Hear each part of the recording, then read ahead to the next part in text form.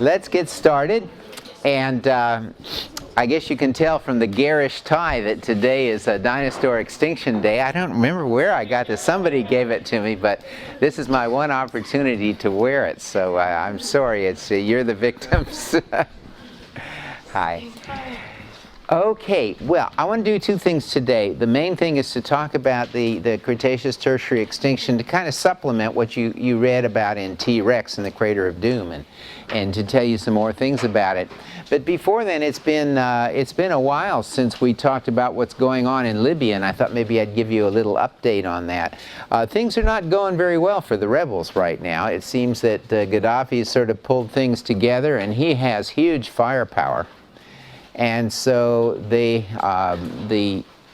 his forces have been attacking the rebels, and the main thing that the rebels can't deal with is air power.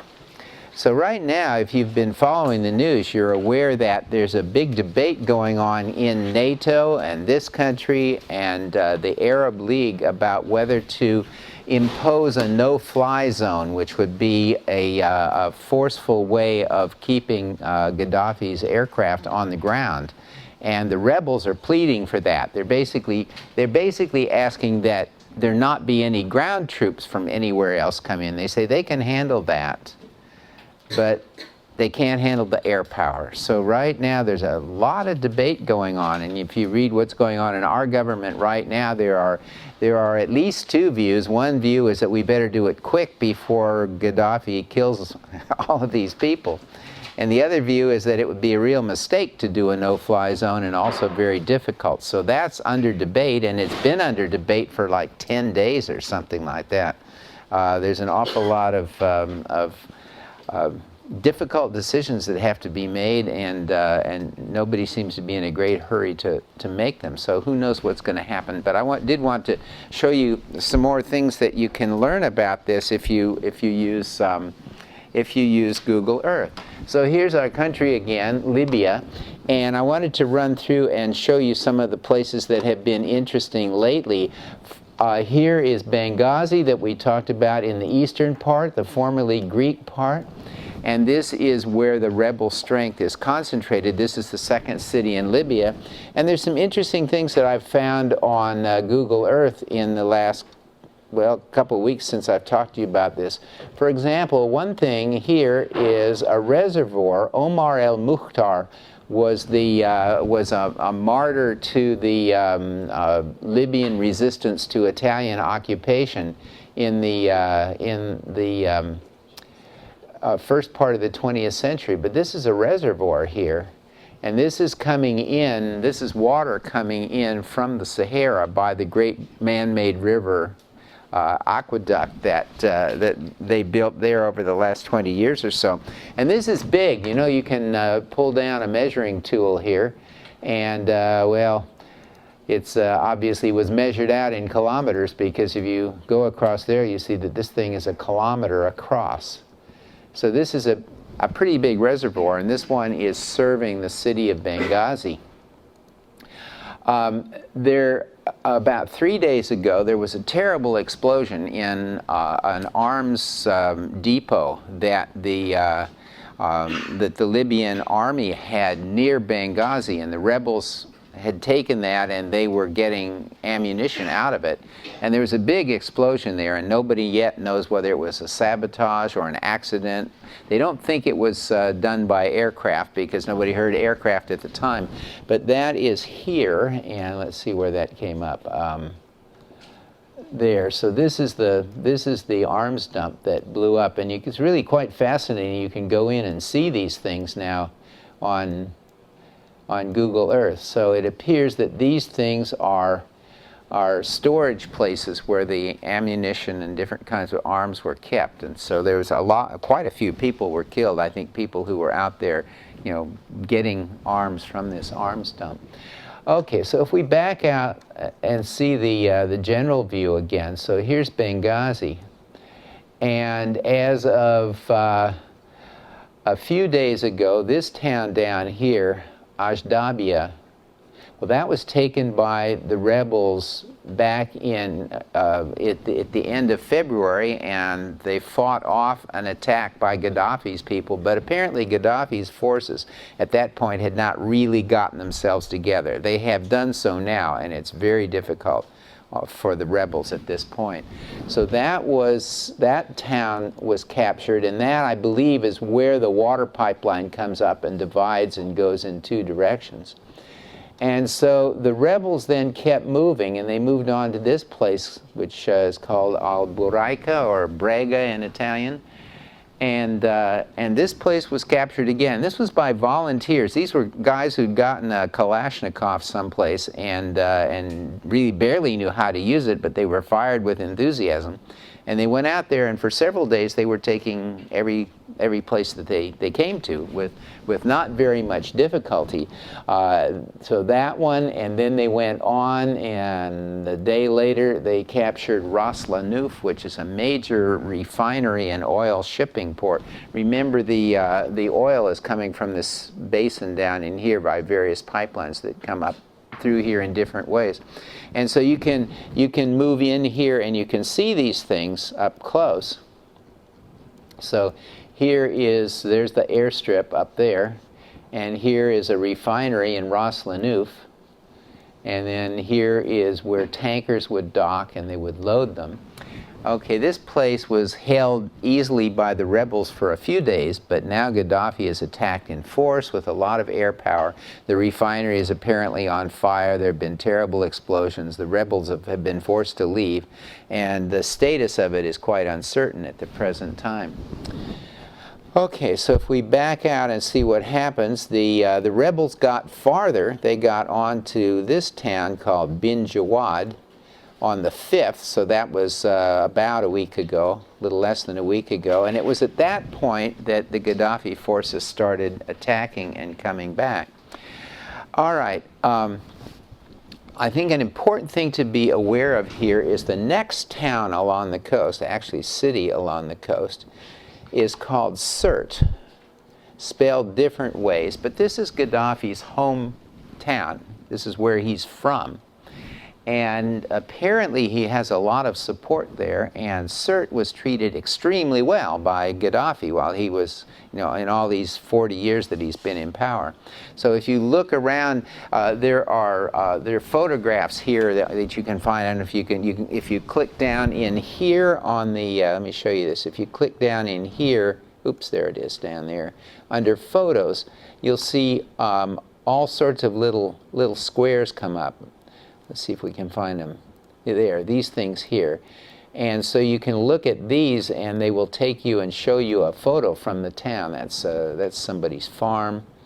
There's some from the town there. And as I looked at these pictures and compared them to ones in other towns in Libya, it's clear that Sirte has been doing really well under Gaddafi. So that will be if the rebels continue to go west, this is going to be a really hard place to take. Well, it's really quite fascinating to look and see what's there. So let me show you the sort of things that you can see now. So, for example, there are two water reservoirs, one here and one there. You can see these are circular reservoirs that they've put in, and there will be pictures of them on there. So, for example, this is what that reservoir looks like. Again, this is Gaddafi's stronghold, and I went and looked on the web about this town, and apparently Gaddafi, since it's his hometown, he likes to take visiting leaders there, and so there's a big conference center that he's built here, which is right there. The green tents, those are Gaddafi. So this place is a conference center that Gaddafi built. And with a very fancy, this must be the main hall, but you can see what it looks like with these fancy roofs and very architecturally up to date.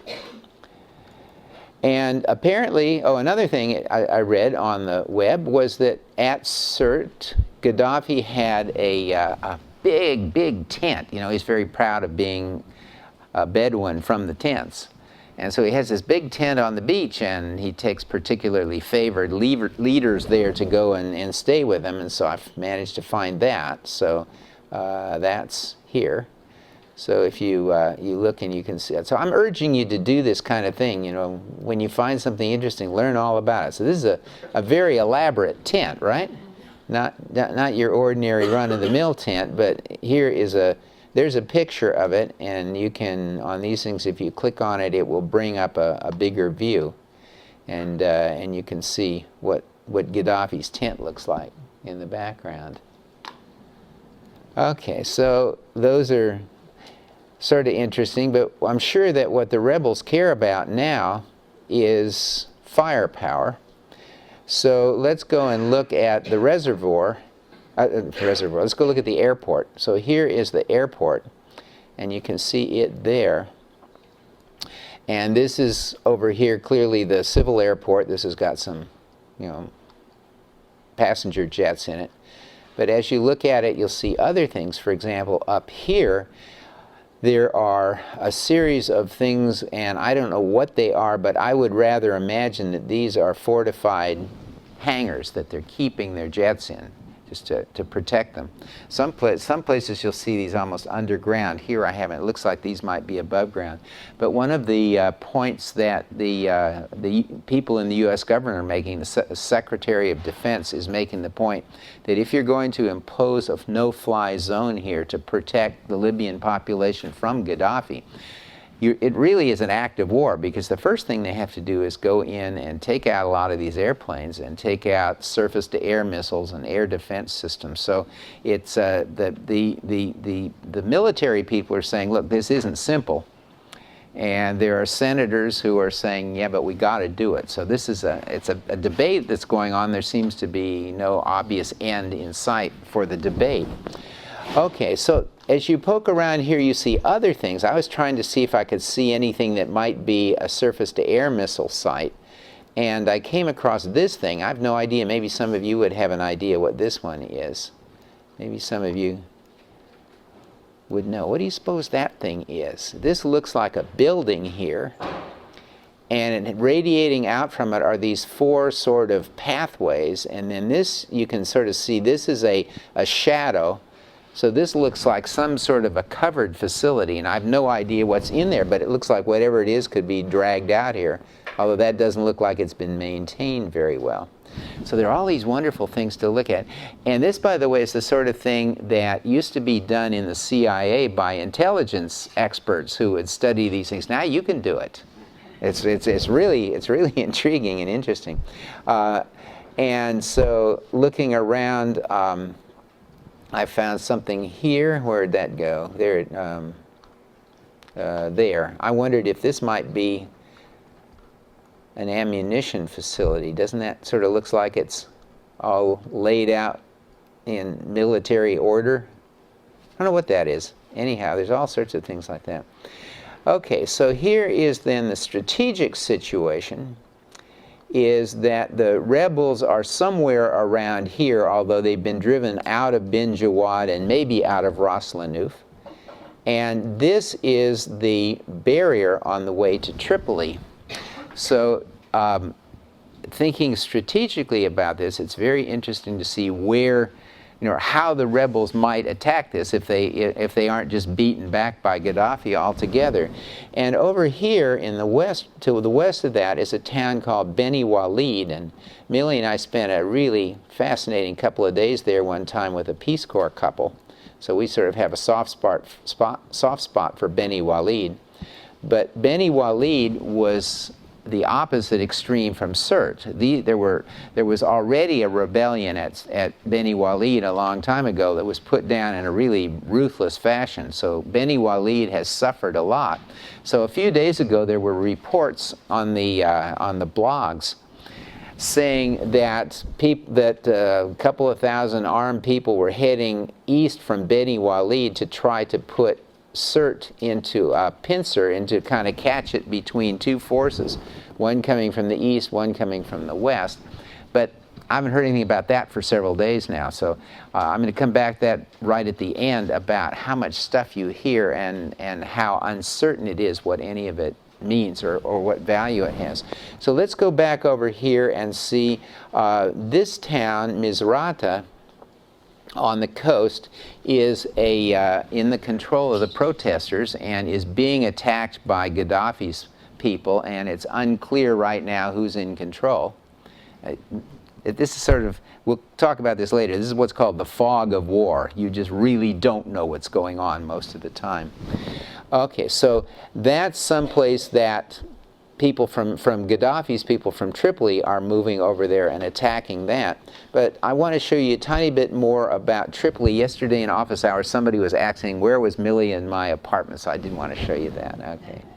So anyway, here's Tripoli, and I think I may have showed you some of these things before.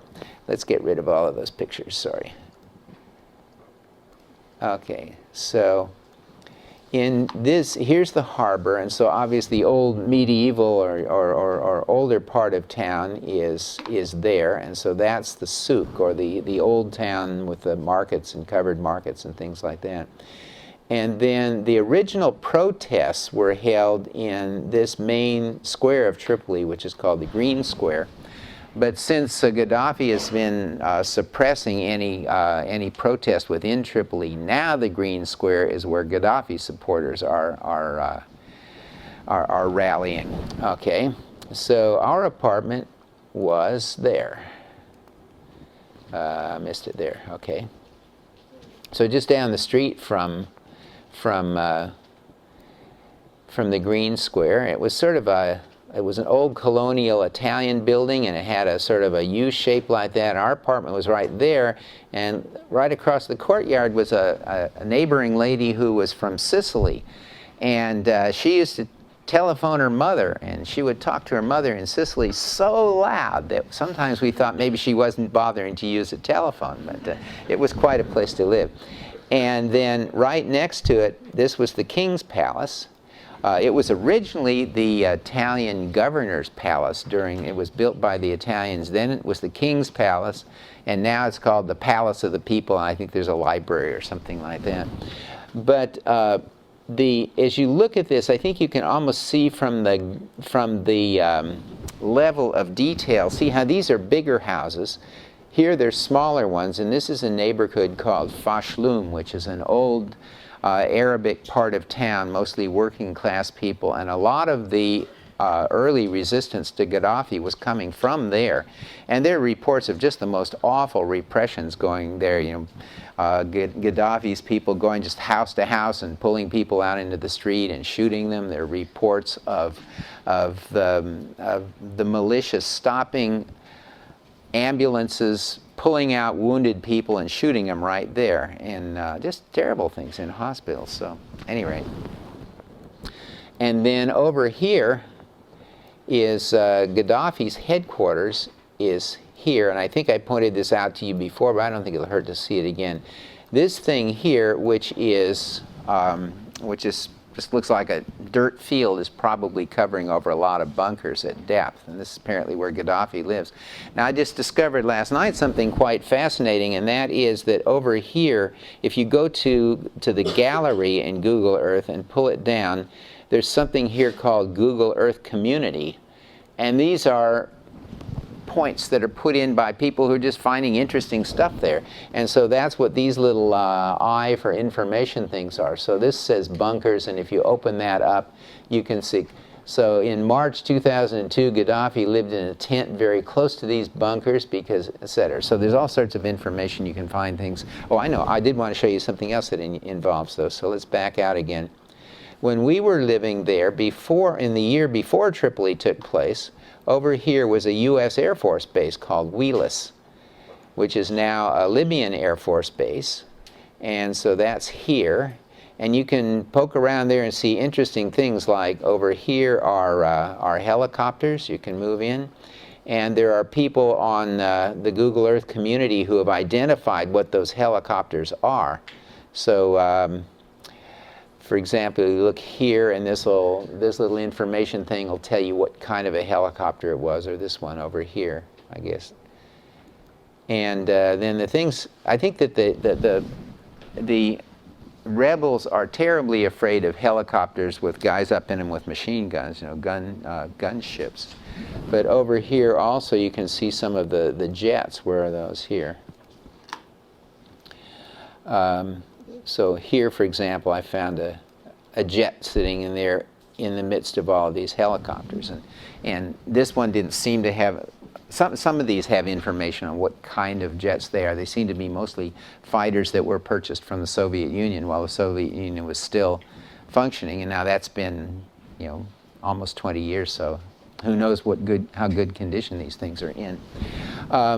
The other thing that's really absolutely tragic that's going on right now is if we back out of here and go to the nearest town that's held by rebel hands, that's this place, Zawiya, Zawiya.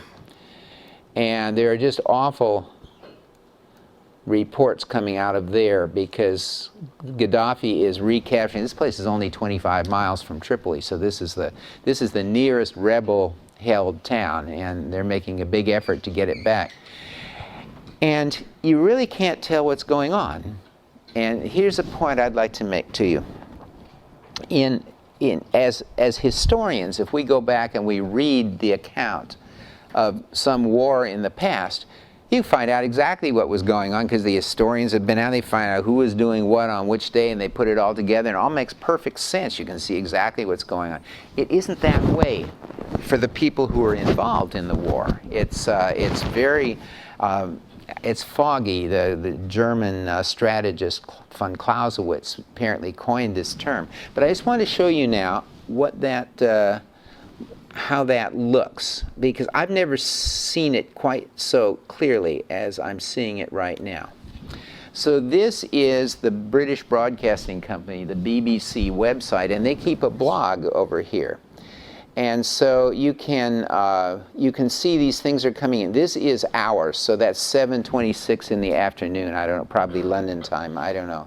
So the Spectator blog says that without intervention, Colonel Gaddafi will triumph over the rebels and then exact the most terrible vengeance. It predicts this is another test that the international community will fail. And then here's things from the White House, and here's a plane is on its way to Tripoli to pick up those 3 Dutch soldiers captured last month. Libya's foreign minister is giving a press conference.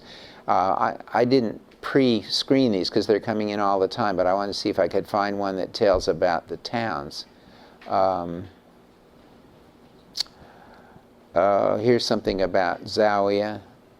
The government will let foreign media interview people taken prisoner in Zawiya. The point is, if you go through these things, you'll just see a mass of stuff coming in, and it's very, very hard to figure out what's going on because you'll hear absolutely contradictory viewpoints. I think the most striking was about 4 days ago.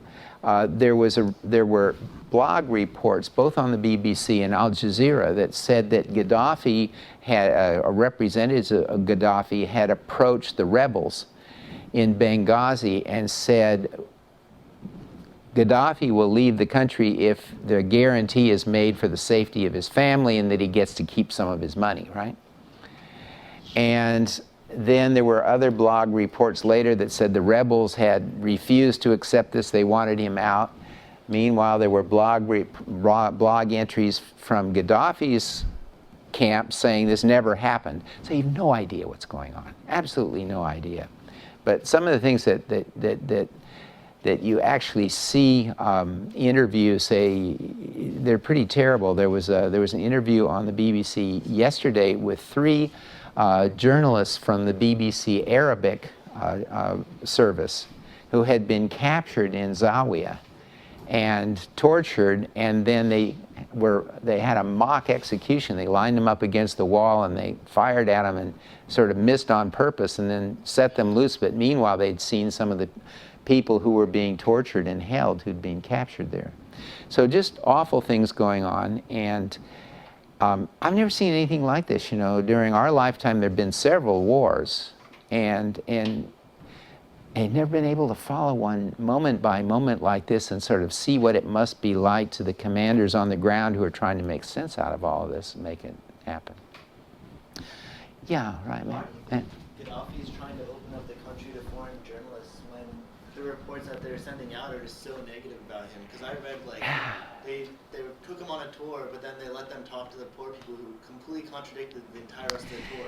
So what's the It makes no sense, but a lot of what Gaddafi does makes no sense. It's not clear whether he is totally misinformed about what's out there, or whether he doesn't care, or whether he's delusional, or whether somehow we're being misled by the entire world press community. God only knows. It's the fog of war, but lots of people are utterly puzzled by exactly that question right now. Yeah. Can you either show us how to get to that, or just send that link out? I'm sorry, what? For this part of the website? Oh, how do you get it? Yeah, or just send the link out. We could do that, but actually, if you just go to BBC, that's the British Broadcasting Company. This is the BBC version, and let's see what it looks like. I took it at the top because there's always there are continual videos going, and so this is BBC News Middle East. There it is, bbc.co.uk. And the other one that's very worth following is Al Jazeera, which is the Arabic language broadcasting service. And I've been finding those two the most interesting. So a distant third is NPR, but those two are the most interesting. Peter, you were going to ask something. Yeah, I was going to say something. You know, I think you hit the nail right on the head with Gaddafi being delusional. You know, a couple of weeks ago he gave an interview just a little bit after word got out that he had foreign militia coming in and firing Mm-hmm. on Libyan citizens, and his response to that was just to laugh. Mm-hmm. Just to laugh it off.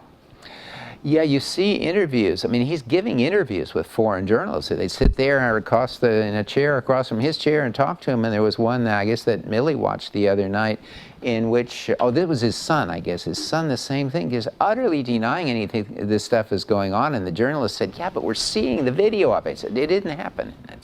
That's very strange. Okay, folks, is anybody following this? Anybody watching it? Yeah, I'm glad a few people are. It's really worth doing. Okay, so let's change to something else. From death and destruction in Libya, let's go to death and destruction in the Cretaceous. Does that sound appealing to you?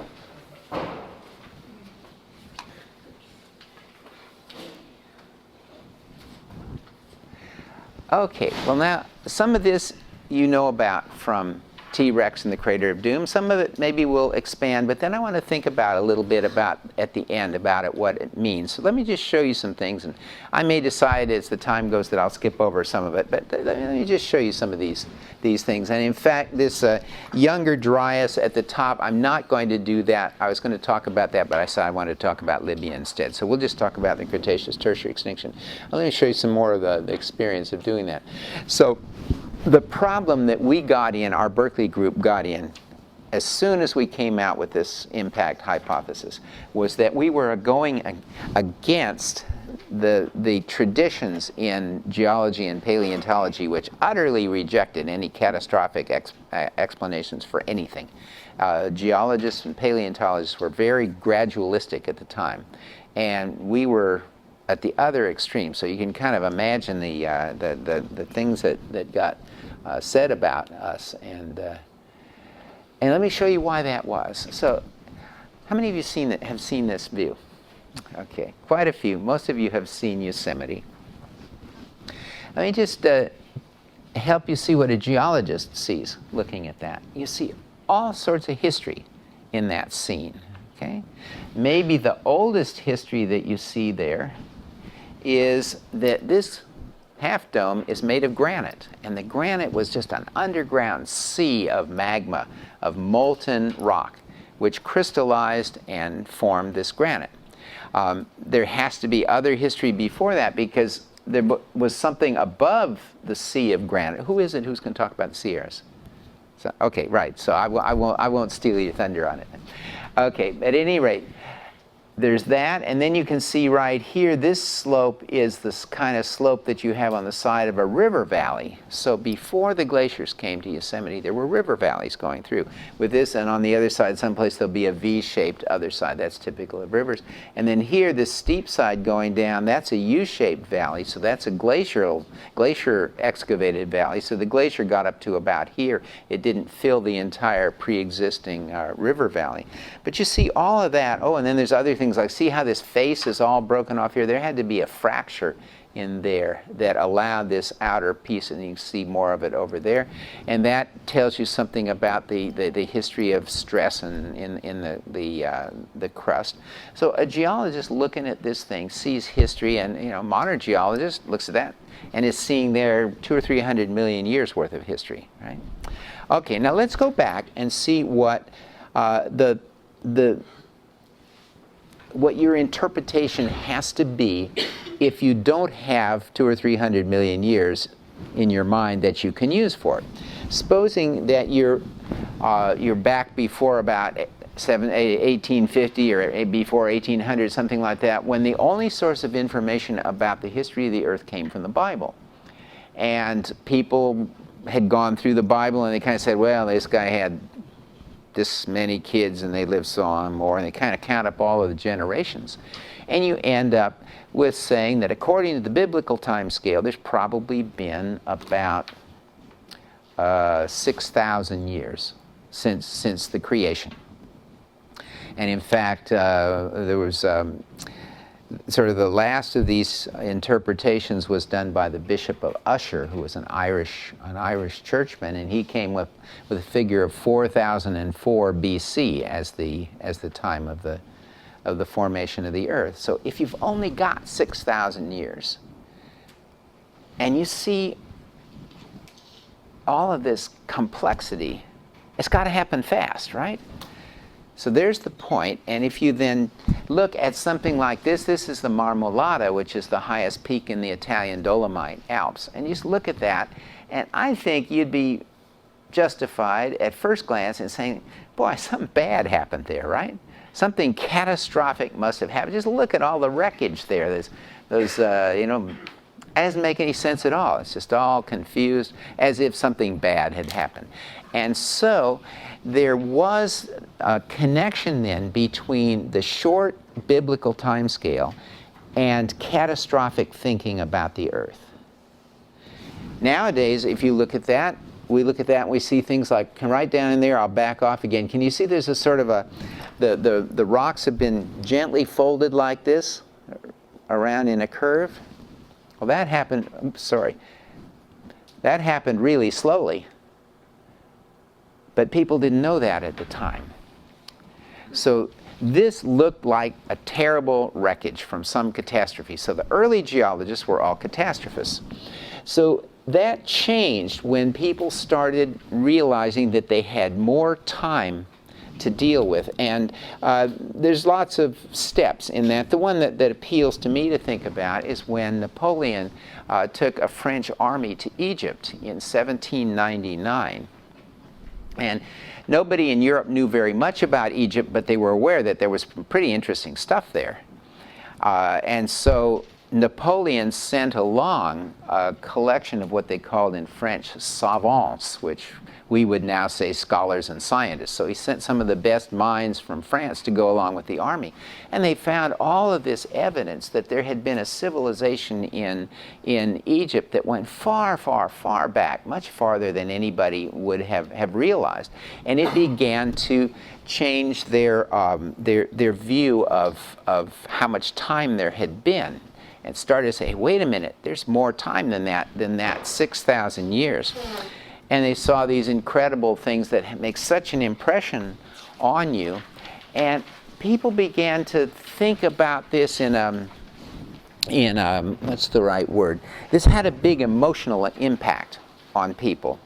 When you saw here was a civilization that lived and died, because pharaonic Egypt just doesn't exist anymore. What happened to it? It raised in people's minds the idea that civilization can be brief and fleeting and tragic and disappear in ways that they hadn't thought about before. And so I want to share with you a favorite poem of mine. Some of you, I'm sure, know Ozymandias, but this was written by Shelley in 1818. So you see, we're a couple decades after the French sort of brought this to people's attention. And this is a fallen statue of the pharaoh Ramses II, who, did you mention him, David? I think you, David Shimabukuro mentioned him and had a picture of him. But just listen to this poem. It's short, and what I want you to listen for is the ironic ending in which human pretensions to glory and greatness are seen to be fleeting and to fall away. So here's how the poem goes that Shelley writes. I met a traveler from an antique land who said, two vast and trunkless legs of stone stand in the desert. Near them on the sand, half sunk, a shattered visage lies, whose frown and wrinkled lip and sneer of cold command tell that its sculptor well those passions read which yet survive, stamped on these lifeless things, the hand that mocked them and the heart that fed. And on the pedestal, these words appear.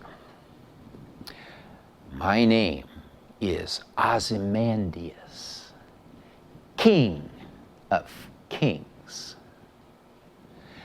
Look on my works, ye mighty, and despair. Nothing beside remains. Round the decay of that colossal wreck, boundless and bare, the lone and level sands stretch far away. So that human pretensions are kind of silly in the face of vast time, or so it seems. I'm going to come back to that at the end, but in the meantime, let's see the good effects of knowing that you had lots and lots of time. Here's the bad effect. The good effect is that now when geologists see some amazing, colossal feature like the Grand Canyon, they don't have to say, oh my God, something horrible happened here. That got all scooped out, and God, it probably took 100 years to scoop it out, or maybe 1,000, but boy, that must have been something terrible that happened there. Now the geologist looks in that and says, ah yeah, this was all carved by the Colorado River, slowly, grain by grain, over millions and millions of years. It scooped it out. And then the geologist looks back and say, and yeah, in addition, all of this rock on the side with all of these layers, that was built up by sediments not over 1 million years, but over hundreds of millions of years. And so if you had lots of time, which people were coming to realize that they did have, if you had lots of time, you could do geology slowly and gradually. And gradual is the key word, and that's what came to be in the mental thought processes of geologists. And it started with a guy on the left whose name is Charles Lyell, who was an English geologist and published a famous book in 1830. And he was the founder of what came to be called uniformitarianism. And everybody laughs at that because it's a long, complicated word. Basically, it means that Earth history has been uniform, that whatever's happening now, that's what happened in the past. And you could never call on any process or any event in the past that was more violent or more energetic than anything that had been observed today. And so, for example, take the biggest volcanic eruption that humans have ever observed and written down about. You could not invoke a bigger volcanic eruption any time in the past. And does that sound silly to you? Well, it does to geologists now, but in 1970, in 1960, up as far as 1980, that's the way geologists thought. And so that's why we got in so much trouble. Anyhow, this young man is Charles Darwin, and in 1831, he set off on the trip around the world on HMS Beagle, which was a research ship.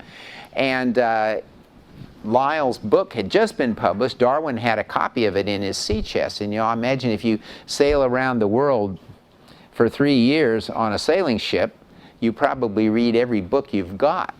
several times, and Darwin thoroughly ingested the ideas of Lyell. And so when Darwin came to write his own great book, in I think it was 1859, The Origin of Species, he built Lyell's uniformitarianism right into it. And so there was a famous phrase by Darwin that nature does not progress in leaps. In other words, all evolution, remember, he was presenting for the first time the theory of evolution, and he was saying it was all slow and gradual, nothing dramatic ever happened. Okay, that got into the minds of geologists too. That's 1830. Imagine 150 years later, in 1980, when we came out with our paper, it just scandalized people because we were saying that something terrible and catastrophic did happen. Okay, so that's the background. Now, you might ask, why did geologists not realize that there were catastrophic events happening? Because if you look up at the moon, that's what you see. It's covered with big impact craters, and these aren't even the biggest. You know? How could geologists ignore that? Well, part of the reason is interesting that these craters are all circular. You look at the craters on the moon, you almost never find any one that isn't exactly circular. And geologists would say, well, look, the things falling out of the sky, big meteorites, big objects, are they're not all going to come in vertically. Some of them are going to come in this angle, and some are going to come in this angle. So basically, you ought to see all sorts of elongated craters with different orientations, and they're all circular. So that allowed them to say, well, they aren't impact craters, they're due to volcanoes. Interesting thing about that is, think about this, an asteroid or a comet that comes in at 30 kilometers a second, like 20 miles a second. That has a colossal amount of kinetic energy, just energy of motion. And what happens when it hits is that it goes right in, it penetrates into the Earth, and as it's doing, it slows down because the rocket that's hitting is slowing it down. And in going from 30 kilometers a second to 0 kilometers a second, all of that kinetic energy is released. And since the object dug in, penetrated, it's as if all that energy is released below the surface of the ground. So it's not like throwing a rock on a beach where you will get an elongated scoop. It's much more like a buried bomb. And there's so much energy that's released that it blows a hole in the ground that's much bigger than the original entry wound, the oblique one. And so that's why these things are all circular. But at any rate, that was one thing that allowed geologists to ignore the moon. Yeah, Deborah? I'm just wondering why they didn't consider that volcanic activity to be catastrophic. I mean, they were aware of large volcanoes. Well, they knew there were volcanoes on Earth, and big volcanic eruptions had happened in human time, Krakatoa. So you were allowed to have that big of an eruption, you see. You couldn't have a bigger one than that, and maybe these were bigger, but they just didn't think about it too much. And there's a good reason why they didn't think about the moon too much, and that was that at the same time, plate tectonics was being discovered. And at exactly the same time, at the the lunar landings were in the 1960s, and the plate tectonic revolution was in the 1960s. Okay, so a few astronauts and one geologist, Jack Schmitt, were able to go to the moon and walk around on it. But every geologist who wanted to could go out and work on plate tectonics because it's all on the Earth and you can get there, and there's all these fabulous discoveries being made, like the fit of South America and Africa. And think about that. So now South America is way over here someplace, and it's taken 100 million years to get there, so that these continents are moving, I mentioned this before, at the rate that your fingernail grows. Now, what could be more delightfully uniformitarian and gradual than that? It's slow, it's easy, there's nothing catastrophic, and so plate tectonics, strangely enough, just confirmed everybody's view that Earth history had been slow and gradual. So it got even worse, you see, from our standpoint.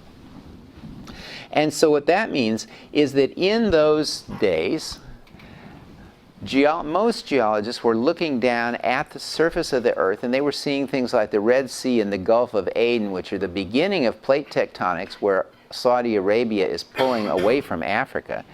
and they were fascinated by plate tectonics. I was too. There's absolutely no question. And they were not looking up at the moon, where you can see all of these evidence of catastrophes. What do you see? Well, first of all, the moon forming impact made the moon. We now know. They didn't know it then, but we now are pretty sure that it was a Mars-sized object hitting the early Earth that knocked the moon off. Then the second thing is down here. This is an accretion tail-off, saturated. So this area is saturated with impact craters. If you zoom in on that, there's craters on top of craters on top of craters, saturated to the point where if you hit it with something else, it doesn't really look any different. It's just there's craters everywhere. And then third, there was this late heavy bombardment that we've talked about that made these huge craters like that. And then finally, there are occasional chance impacts that make fresh craters. See, this is Tycho, and you can see these sort of rays of debris that were thrown out of Tycho. So if you look at the moon, you cannot be a gradualist or a uniformitarian, but the geologists weren't looking. Okay, so now let's look at a slightly different aspect. Let's look on the solar system, and what you see, it's not just the moon. But almost every place that you look, there, unless you're looking through a huge atmosphere like Jupiter, where you really can't see what's down there, any place that's got a solid surface is covered with impact craters. The Earth is the only exception because Earth is so geologically active that the craters get eroded away. The evidence for catastrophe disappears. So anyhow, let's see some of these things. I don't think I'm going to show you too many, but there's one. This is Venus, and you know you can't see through the atmosphere of Venus with visible light because it's the whole thing is this enormous cloud. So you never, you know, the surface of Venus is never exposed to the outer sky. But this is done with radar. Remember how they used radar to find the radar rivers in the Sahara? Well, this is using radars to look through this enormous cloud deck. What you can see here, this happens to be more craters than most places, but you see some little ones there. This has been called the crater farm. So this is a place on Venus where there are 3 big ones close to each other. And even on the Earth, here's Meteor Crater. Anybody ever been to this? This is neat, right? There's a great little museum here someplace, and this is spectacular. It's about a kilometer, 2/3 of a mile across, and this is very young. This is only 50,000 years ago, so it's very fresh, and it's in a dry, arid zone. But there are craters, and I don't remember how many were known in 1980 when I started our work, when we started our work, but probably I would imagine 50 or something like that. There's now probably like close to 150. There's well over 100 impact craters, and every year 3 or 4 new ones are found, mostly by chance someplace. The big obvious ones have been known for a long time. The more subtle ones are being found now, but we've got them all over the Earth too, right? And then this was an event. Remember, the San Francisco earthquake was in 1906, and 2 years later, something, probably a portion of a comet, entered the atmosphere over Siberia. And comets are very fragile. And that comet was broken up by the passage through the atmosphere, and it sort of, essentially it blew up. You know, all of the energy, that kinetic energy again, was released as this thing went through the atmosphere, and it blew down the forests in this part of Siberia. And there's a huge big ring that goes over long distances around in each direction, and all the trees have been blown out facing away from the center of the it wasn't an impact site because the comet didn't get to the ground, but the ground zero on it at any rate. So this has happened in living memory. And so what I'm doing right now is I'm giving you the evidence that gradually turned up to say, look, we've got to pay attention to impacts because that's really important. I mean, uniformitarianism is just wrong about this part of it anyway. So the things that can fall on Earth and make craters, or really big ones make mass extinctions, are comets and asteroids. And they're up there, so occasionally there has to be an impact on Earth. So let me just show you the difference between comets and asteroids. How many of you have seen a comet? There were 2 or 3 of them a few years ago, so maybe you saw Hale-Bopp or Halley or one of those. But anyhow, what's going on here is that this is probably, this is being questioned a little bit now, but the general view has been that a comet is like a dirty snowball. Any of you have a class with Rich Muller? Anybody have physics for future presidents?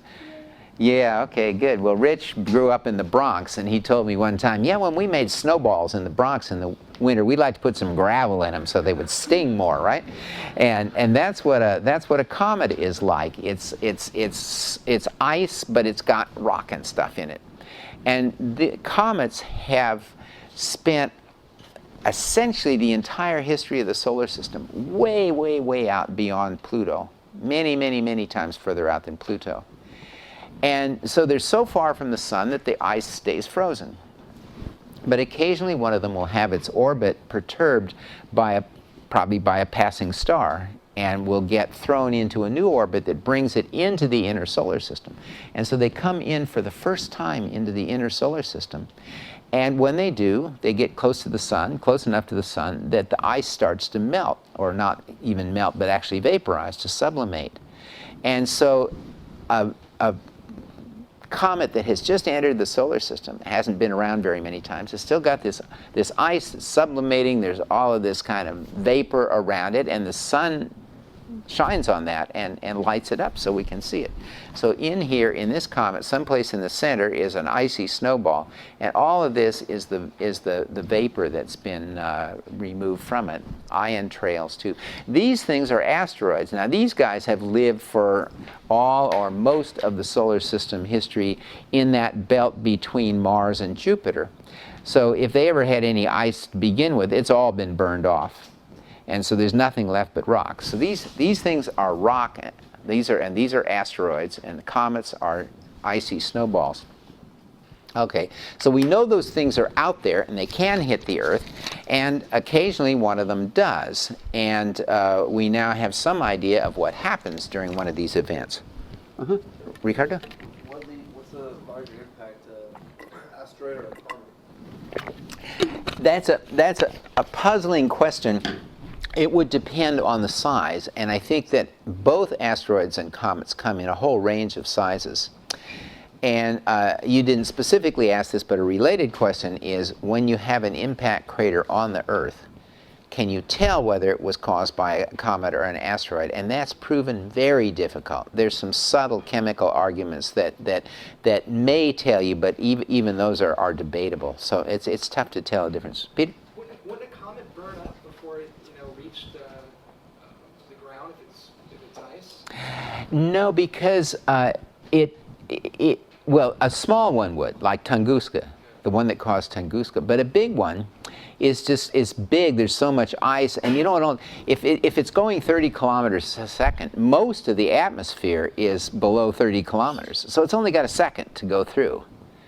And so there isn't time to burn up all that ice. So it brings ice to the ground with it. Yeah, Wes? Is there a word that contains both comets and asteroids? Yeah. This is sort of a word that nobody outside my field uses, but it's called a bolide. And that has something to do with something that comes. Impress your friends, you can say, oh yes, there was a bolide impact. Basically, bolide means is you don't know whether it was a comet or an asteroid. Thank you, that's a very useful thing for you all to know.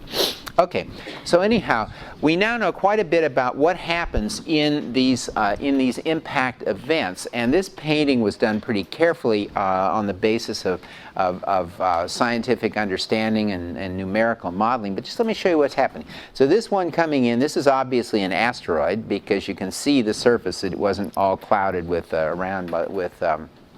with gas, but this thing has come through the atmosphere, and like it goes through the whole atmosphere in a second, right? So what that means is it punches a hole in the atmosphere. So there's a tube of hard vacuum. So this between here and here is a cylinder of the hardest vacuum you can imagine, because all the air that was there has simply been rammed out of the way. You couldn't make this vacuum in a laboratory. It's almost perfect vacuum. So that's what's behind it.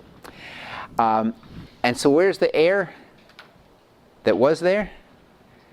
It's in front, right? And it's been compressed enormously. So this hot up in here, this is hot because that is all the atmosphere that was in that cylinder and has now been compressed and heated up, and the estimates are that this probably is like 4 times the surface temperature of the sun. So these are violent events, folks. I mean, you don't want to be around one of them. So what else do you see? Okay, see this line running out here and another one running out here? That is a sonic boom. That's a shock front in the atmosphere. As the atmosphere the atmosphere that didn't get rammed out of the way, but out here it's being shock compressed by a shock wave. This is a sonic boom, basically. This is the mother of all sonic booms. And then in the water also it makes a shock front. So here, this is the front of the shock wave that's moving out on the surface of the ocean. And then this stuff here, this is called the ejecta curtain. And so picture what's in here is rock that used to be on the floor of the ocean right there, and has just been squirted out by this thing pounding in. And this stuff goes out at velocities which will carry it completely out of the atmosphere, and we'll see in a moment what happens to that. But it ends up being dispersed ballistically all over the the globe. Actually, Millie, you don't have your necklace on today, do you? Okay, wear it on Tuesday. She has a necklace that has a piece of rock that contains these little fragments that were in the ejecta curtain and were outside the atmosphere and came down and landed in someplace else. So she'll show it to you next week if you'd like to see it. Okay, so we know what happens in these things have all been calculated, and the understanding of them is pretty sophisticated at this point. And so, yeah. And the shockwaves, those cause tsunamis? Yes, and in fact, we'll see evidence for a tsunami later, but it isn't actually quite this. It formed in a slightly different way. But yeah, I would think that would. I don't know too much about tsunamis, but I think that's probably right. Okay, so now, again, I'm showing you all of the evidence that these things do happen, and not only do they happen, but we've actually got now detailed video and telescope images of one that did happen, because this was the impact in what was it, anybody remember when this was? 94. Thank you, Paul. Okay, so this was there was a comet. Now imagine as the comet comes into the inner solar system and starts to evaporate, it's a dirty snowball. So the general picture of what happens is that as it makes more and more loops through and it'll go close to the sun, then it'll go far from the sun and get cool, then it'll come back in and get heated up. And as that happens, gradually more and more of the ice gets vaporized away, but the pebbles and the dirt, the dirty snowball dirt that's in there doesn't evaporate. So it gradually kind of accumulates on the surface. So the surface is shrinking. The surface of the comet is shrinking because the ice is evaporating, and as a result, you end up with all the debris sort of concentrated around the circumference, the surface of the object. And what that does is eventually it shuts off the evaporation because the ice vapor cannot get out. And so you end up then with a icy snowball that has a thick rind of dirt all the way around it, so it's kind of protected. And when that happens, then you can't see it any longer because there's no vapor trail to get lit up by the sun. And so apparently there was and this is called an extinct comet. There was an extinct comet in orbit. It had been captured in orbit around Jupiter, so it no longer went in orbit around the sun. It went in orbit around Jupiter, like our moon, but with an elongated. And on one pass, it came too close to Jupiter. And in that case, there are tidal forces that I could explain to anybody who wants to hear about it on another occasion. It's take a little while. But at any rate, that tears apart the object. So here comes this snowball with a rind on it. It passes too close to Jupiter. It gets torn apart into fragments. And when it gets torn apart into fragments, Now you've got fresh surfaces of the inner ice all over the place, and they just light up. And this was first seen by Eugene and Carolyn Shoemaker and David Levy. And Gene Shoemaker is, for everybody like me who's in this sort of planetary and impact geology, he's our great hero. He was the guy who started this whole stuff, and he was everybody's favorite person in this whole field. It was so neat that he and his wife and their friend David Levy managed to see the first time this feature. And so what you see there is all these little light dots. And when this first came out, you can bet that the tabloid press said that this was a fleet of alien spacecraft coming to the Earth, but it wasn't. It was the fragments of Comet Shoemaker-Levy 9. And so this was amazing to see it. And then they made measurements on the orbits, and pretty soon they knew how it was going. And just amazingly, the orbits were going to carry it into impact with Jupiter on the next go-around. And that was going to be several months, so there was a frantic effort all over the astronomical world to get telescopes aimed there and spacecraft looking at it. And everybody was looking at it when when the fragments plowed into Jupiter, one after another. Okay, so here's a picture of Jupiter, and you may think that that's Jupiter, but that's not. Jupiter is this. This is the explosion from one of the impacts going on, and this is an infrared picture that was taken. David, was taken by people at the University of Chicago, and one after another, these things went plowing into Jupiter. And after the event was over, here's what the surface of Jupiter looked like. Now, this is all clouds, and this is debris from the impactor, which is left on top of the cloud surface, and it stayed there for some weeks or months or something like that. Eventually it all dispersed. It's not there anymore because this is just a deck of clouds. But each of these was an impact site. So we've literally seen a whole bunch of impacts take place. And it was neat that Gene Shoemaker got to do that. I really like that a lot. You know, yeah, Peter. Do you have basically an idea of what those impact craters' sizes are? Because with Jupiter, those look like maybe they're the size of Earth. Or... Oh yeah, I think so. And in a sense, they aren't quite craters because they were made in the top of clouds rather than on a solid surface. But yeah, they were huge, just huge. Yeah, Jupiter's many times bigger than Earth is. You know what I think I'm going to do? I sometimes get talking too much, and I think I'm going to try to skip on, because you've seen a lot of this stuff about iridium and the work we did at Gubbio. I will show you this picture for the people who had Rich Muller in the class, but there's Rich and me at the KT boundary quite some time ago. And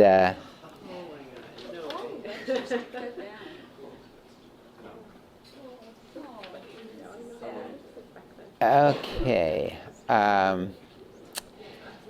All right, I'll show you this part. Anyhow, so this is talked about in T-Rex also, but let me just show you a few little things about it.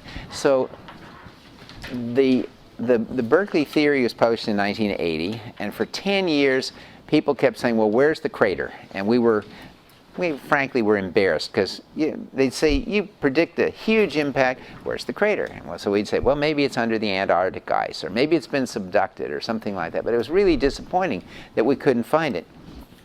Okay, so in 1991, there was a Canadian graduate student named Alan Hildebrand, who was at University of Arizona for his PhD, and he was bound and determined he was going to find the crater. And so he was the one who, excuse me, I need to go back to, is that going to work? Gee, I wanted to be able to see what's coming. Well, I guess I won't. Okay, there. This will work. This will do. I can see what's coming. At any rate, these places around the Gulf of Mexico especially this one, had evidence for a tsunami in it. This is the Brazos River, you remember from the book. At any rate, so Allen figured that the impact site had to be someplace that could get water into here, because the coastlines weren't all that different in the Cretaceous than they are now. And so he eventually focused on this place in the Yucatan, at the place called Chicxulub. And the Mexican oil company had discovered this crater at depth. And so it looked like that was going to be the Cretaceous Tertiary boundary crater, the impact crater for the KT boundary event. But we couldn't be sure of how old it was. And so we decided to go, and you couldn't drill it at that time. It was all below the surface. The cores at that time we thought had been lost. And so we went to Mexico, and with Jan Smit and Sandra Montanari and Millie and I went down to look at this. And we went to this place here in Tamaulipas and found this incredible outcrop. And this is what it looks like. This is the most amazing thing I've ever seen in the field in all the years I've been a geologist. And what's going on here is that this gray in the lower part, this is deep sea mud that was on the floor of the Gulf of Mexico. It's now, it was on, at the time, it was below sea level, way down. Since then, there's been mountains built and it's been pushed up to where we can see it now. But this contains the very youngest forams of the Cretaceous, and some of you guys were in my office yesterday and saw those. So this has Globotroncana contusa in it and things like that we saw.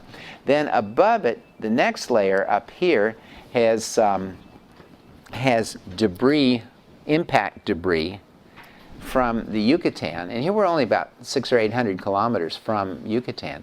But here's Jan on the night we discovered this in the late afternoon, just as it was starting to get dark, which is why the lighting is bad. But this is the top of the upper Cretaceous clay from the seafloor, and then this is the debris, the impact generated debris from the Yucatan lying there. And there are wonderful things in it, like this thing this is seen in a thin section. And this is a piece of clay that was ripped up from the bottom by a tsunami as it went through. And if you're close enough to see it, some places in here, in fact, it's really too small to see now, there's some little forams in there, and they include forams from the very end of the Cretaceous. And then all of this stuff is debris from Yucatan, including some that was melted so that it pulled together into spherical bodies like that, and then other parts that were shocked so that they released some CO2 from the limestone, but they didn't melt, so it didn't turn into a sphere. But here was this incredible thing. You're just basically looking at the results of an impact a few hundred kilometers away, then a tsunami that came rushing out. There's the tsunami. And while the tsunami is going by, debris has fallen out of the sky that has been outside the atmosphere and is falling. And you could see all of this stuff. It was just incredible. And so this is a painting that somebody made of what that tsunami might have looked like. And we have a surfer here, don't we? I mean, this guy is about to suffer the ultimate wipeout in surfing. And then there's an additional part of the story, because this is a tsunami that was triggered by the impact, and in Yucatan, the tsunami is now washing out, it's progressing across the Gulf of Mexico. What's it going to do? It's going to run up onto the shore of northeastern Mexico and Texas and Alabama and Florida, and just release and so basically break loose all of the sediment that's on those continental margins, all the beaches and nearby stuff. So this picture shows the bed coming back. At the very bottom of it is the debris from Yucatan, but most of this is not debris from Yucatan. It is sand from the continental margin that washed back down into the deep Gulf. And so this is another picture I took on that very first night when the lighting, I'm looking up at a bed, and there's my knife for scale. And this stuff is wood.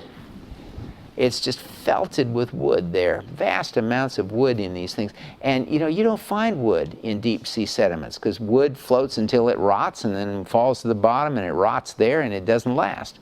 But here there's all of this wood because this was the coastal forests of Mexico that had been washed down with all the sand that they were growing and washed back into this huge sea bottom slurry of sediment that was flowing down the bottom. So here's a picture of a painting of that. So here's the tsunami in the background coming ashore. These guys are in real serious trouble, and these are the trees that are going to supply the wood that we found in the bottom. So considering how much time it is, what I'm going to do is I'm going to skip over the rest of this. This will be on B-Space if you want to look at it. And what I wanted to do now, let's see, is to think about this.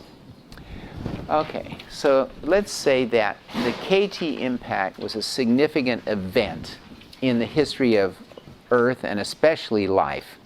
So coming back to our classification that we've been using of history as being trends and cycles and events. This is a colossal event. And I think you might expect, we don't know for sure, but it may be that the Arab revolts that are going on this year may turn out to mark a significant event in human history. We don't know because maybe Gaddafi will put that revolt down. There have been many revolts in the past by people all in different countries that have been defeated by central governments. So we don't know which way it's going to go, but it may turn out to be a really significant event. So I wanted to think about that with you. And so let's ask this question real quickly. Should we, as big historians, judge that our human history, including events like this revolt, should we consider it to be significant in the overall scheme of the universe? I'm coming back here to something I talked about early on, and that is that when you first start thinking about big history, it leaves you feeling very small. Right? So, okay, I might live 100 years, I don't know, maybe something like that.